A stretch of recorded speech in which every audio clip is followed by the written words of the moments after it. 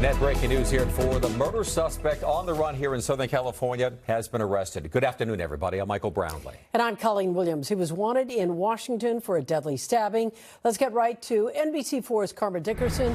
She's live in Calabasas with details. Karma.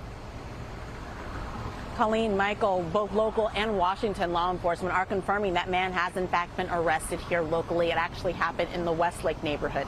As you mentioned, I'm in Calabasas, and that's because Sunday the man's car was found here along this stretch of Calabasas Road. Let's remind everybody exactly who we're talking about. It's a case that's been dominating headlines for at least 24 hours here locally, but more than a week if you take it back to Washington State. Here's that man.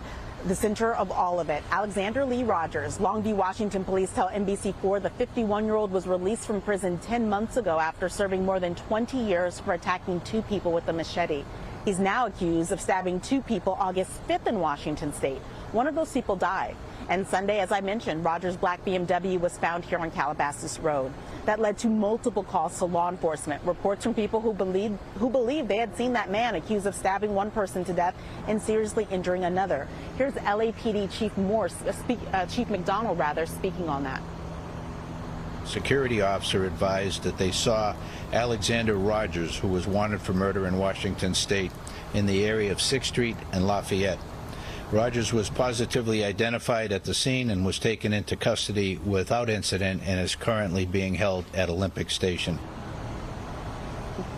And even as that was happening, law enforcement in other parts of the city were tracking down tips that the man had allegedly been seen. One of those investigations was happening in Woodland Hills. Around noon, someone reported they had seen a person fitting the general description of that fugitive climbing over a fence into the Girard Reservoir near Woodland Hills neighborhood.